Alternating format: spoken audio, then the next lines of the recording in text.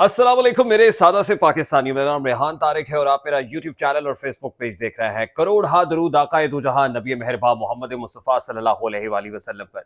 इस दुआ और इस उम्मीद के साथ इस व्लॉग का आगाज करते हैं कि अल्लाह रब्बुल इज्जत इस मुल्क के फैसला साजों के दिलों में सादा से पाकिस्तानियों के लिए नरमी पैदा कर दे।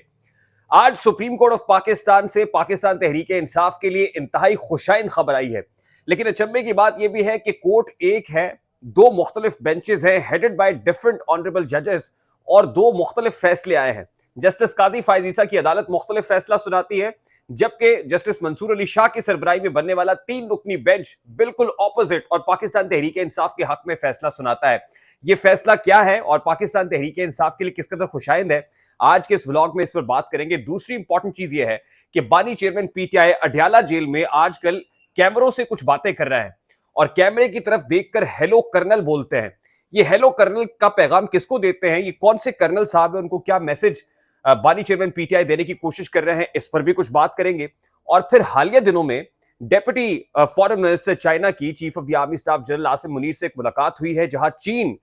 इस तरह के हालात में कि जब मुल्क इलेक्शंस के दहाने पर खड़ा हुआ है, कुछ इंटरवेंशन की कोशिश कर रहा है, यानी कुछ इंस्ट्रक्शंस देने की कोशिश कर रहा है, तो वही चीन को अंडरमाइन करने वाला अमेरिका भी एस्टैब्लिशमेंट को या फौज को अहम पैगामात दे रहा है। ये तमाम तर मामला आज के इस व्लॉग का हिस्सा होंगे, लेकिन उससे पहले मैं इंतहाई अदब से आपसे रिक्वेस्ट करूंगा कि अगर आपने हमारा चैनल सब्सक्राइब नहीं किया है तो चैनल को सब्सक्राइब कर लें। अगर वीडियो पसंद आए तो लाइक और शेयर करना इसलिए जरूरी है कि हमारा मैसेज तक पहुंच सके, और अगर बेल आइकन प्रेस करेंगे तो ऐसी बहुत सारी वीडियोस बर वक्त आप तक पहुंचती रहेंगी। मेरे सादा से पाकिस्तानियों, आज सुपीरियर कोर्ट से, सुप्रीम कोर्ट ऑफ पाकिस्तान से पाकिस्तान तहरीक इंसाफ के प्रेसिडेंट यानी चौधरी परवेज इलाही के लिए इंतहाई खुशाइंद खबर यह है कि चौधरी परवेज इलाही की तरफ से जो अपील दायर की गई थी आरओ के फैसले के खिलाफ, सुप्रीम कोर्ट ऑफ पाकिस्तान ने न सिर्फ उसको एक्सेप्ट किया है, बल्कि वो बेंच जिसकी सरबराही जस्टिस मंसूर अली शाह कर रहे थे, जिसमें जस्टिस जमाल मंदूखेल मौजूद थे, जिसमें जस्टिस अतर मिनल्ला मौजूद थे, उन्होंने अपने रिमार्क्स में भी इलेक्शन कमीशन ऑफ पाकिस्तान को और आरओ के फैसलों को उड़ाकर रख दिया है। खासतौर पर जस्टिस अतर मिनल्ला ने इसके ऊपर तशवीश का इजहार किया कि किस तरह आरओज एक पॉलिटिकल पार्टी को कॉर्नर्ड कर रहे हैं और किस तरह इलेक्शन कमीशन ऑफ पाकिस्तान नैब का एहतसाब के इदारे का रोल प्ले कर रहा है। इलेक्शन कमीशन ऑफ पाकिस्तान का काम एहतसाब करना नहीं है, बल्कि लोगों को उनका हक देना है कि वो अपने हक की राय दही को इस्तेमाल करके अपने नुमाइंदों को चुन सकें। तो परवेज इलाही साहब की जो अपील है उसको एक्सेप्ट करके उनको पीपी 32 से इंतखाब लड़ने की इजाजत दे दी गई है। पीपी 32 से अब पाकिस्तान तहरीक इंसाफ के सदर चौधरी परवेज इलाही कंटेस्ट कर सकेंगे और सुप्रीम कोर्ट ऑफ पाकिस्तान की तरफ से इंतहाई बड़ा रिलीफ है जो चौधरी परवेज इलाही साहब को मिला है। और परवेज इलाही साहब के इस फैसले के अंदर ना सिर्फ परवेज इलाही से मुतालिक बल्कि उमर असलम जो पाकिस्तान तहरीक इंसाफ के मफरूर रहनुमा है, उनको इसलिए इलेक्शन लड़ने की इजाजत नहीं दी गई थी कि वो मफरूर है। अब इसमें जस्टिस मंसूर अली शाह ने बड़े रिकॉर्ड स्टेटमेंट्स दिए हैं कि कोई मफरूर है तो उसके एहतसाब इलेक्शन कमीशन ऑफ पाकिस्तान करेगा। ये फैसला अवाम ने करना है और अवाम को उनका हक इस्तेमाल करने दे, अवाम को उनके हक के राय दही से महरूम नहीं रखा जा सकता। तो जस्टिस मंसूर अली शाह, जस्टिस जमाल मंदूखेल और जस्टिस अतर मिनल्ला पर मुश्तमिल 3 रुकनी बेंच ने एक तारीख साज फैसला सुनाया है। जुमातुल मुबारक का रोज पाकिस्तान तहरीक इंसाफ के लिए इस लिहाज से बड़ा खुशाइन साबित हुआ है कि कम से कम 2 कैंडिडेट्स ऐसे हैं जिनको इलेक्शन लड़ने की इजाजत मिल गई है और आरओ के फैसले कलअदम हुए हैं। लेकिन ये 2 कैंडिडेट्स ही नहीं है, बल्कि सुप्रीम कोर्ट ऑफ पाकिस्तान जब कोई जजमेंट देती है तो एक प्रेसिडेंट सेट कर देती है। तो अब एक प्रेसिडेंट सेट हुआ है, इसके बाद और बहुत से लोग जो है उनको भी रिलीफ मिलने के इम्कानात वाजे और रोशन होते जा रहे हैं। और आरओ किस तरह से एक तरफा फैसला कर रहे थे इलेक्शन कमीशन ऑफ पाकिस्तान की ईमा पर, इसकी कलई भी खुलकर सामने आ गई है। अब देखिए कि सुप्रीम कोर्ट ऑफ पाकिस्तान एक ही है, लेकिन एक बेंच बनता है जस्टिस काजी फायज ईसा का और एक बनता है जस्टिस अतर मिल्ला, जस्टिस मंसूर अली शाह और जस्टिस जमाल मंदूखेल का। एक बेंच फैसला सुनाता है तहरीक इंसाफ के हक में, दूसरा bench on contrary Pakistan Tehreek Insaf की मुखालफत में फैसला सुनाता है। जस्टिस काजी फायज ईसा का जो बेंच है उसने आरिफ अब्बासी के केस के अंदर यह फैसला सुनाया कि आरिफ अब्बासी की अपील को कलअदम यानी आरिफ अब्बासी की अपील को रिजेक्ट कर दिया गया, इसलिए कि वो एक एफआईआर के अंदर नामजद थे और उस एफआईआर के अंदर जमानत नहीं कराई गई थी और उस एफआईआर के अंदर जमानत ना कराने की बेसिस के ऊपर उनकी जो अपील है वो रिजेक्ट कर दी गई। यहां पाकिस्तान तहरीक इंसाफ के कैंडिडेट की अपील रिजेक्ट होती है, तो दूसरी तरफ पाकिस्तान तहरीक इंसाफ के कैंडिडेट्स की अपीलों को एक्सेप्ट कर लिया जाता है और उनको इलेक्शन लड़ने की इजाजत दे दी जाती है। अब हम तनकीद तो कर सकते हैं ना जी, हम इसमें सिर्फ तनकीद कर रहे हैं और फैसलों के ऊपर तनकीद करना हमारे जमहूरी हक के आर्टिकल 19 ऑफ द कॉन्स्टिट्यूशन की राइट हम पर कन्फर करता है, तो हम तनकीद कर सकते हैं, इसलिए खुलकर तनकीद जहां करने का मौका मिलेगा वहां करेंगे। तो सबसे पहले तो ये एक इंपॉर्टेंट रिलीफ है। दूसरी इंपॉर्टेंट चीज यह है कि डेप्यूटी फॉरेन मिनिस्टर चाइना की chief of the army staff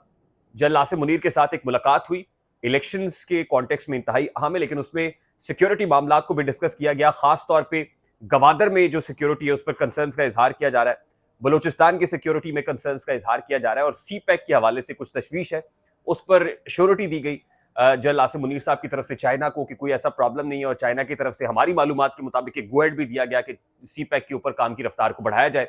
दूसरा इंपॉर्टेंट मामला इलेक्शंस का है, और इलेक्शन से मुतालिक चाइना का भी कंसर्न है कि पाकिस्तान में नई हुकूमत कौन सी आएगी। वहीं पैरेलल अमेरिका का भी एक बहुत बड़ा कंसर्न है कि पाकिस्तान में हुकूमत किसकी बनेगी। अब गुज़श्ता रोज वेदांत पटेल जो अमरीकी महकमा खारजा के तर्जुमान हैं, उन्होंने सहाफ़ियों से गुफ्तगू की और सहाफ़ियों की तरफ से पाकिस्तान में होने वाले इलेक्शन से मुतालिक उनसे सवालात किए गए। उस पर अमरीका ये कह रहा है कि पाकिस्तान में जमहूरियत के तसलसल से मुतालिक अमरीका को तशवीश है। ताहम अमरीका ये चाहता है कि ये हक पाकिस्तान के अवाम जो है वो एक्सरसाइज करें और वो अपनी पसंदीदा हुकूमत को चुने। लेकिन जमहूरियत के तसलसल से मुतालिक अमरीका को जरूर तशवीश है, और उन्होंने ये कहा कि जो इस वक्त आज़ादी इजहार की सिचुएशन है पाकिस्तान के अंदर, मीडिया से मुतालिक जो सिचुएशन इस वक्त पाकिस्तान में, उसमें भी तशवीश की लहर है। और खासतौर पर पॉलिटिकल पार्टीज को जो लेवल प्लेइंग फील्ड नहीं दी जाती, उससे मुतालिक भी अमरीका ने अपने कंसर्न्स का और तशवीश का इजहार किया है। फिर एक सवाल वेदांत पटेल से जो बांग्लादेश के अंदर इंतखाबात हुए उनसे मुतालिक भी हुआ कि क्या जो बांग्लादेश में हुआ है वो भी पाकिस्तान में होता हुआ देख रहे हैं। वो कहना था कि बांग्लादेश की सिचुएशन के ऊपर भी नजर रखे हुए हैं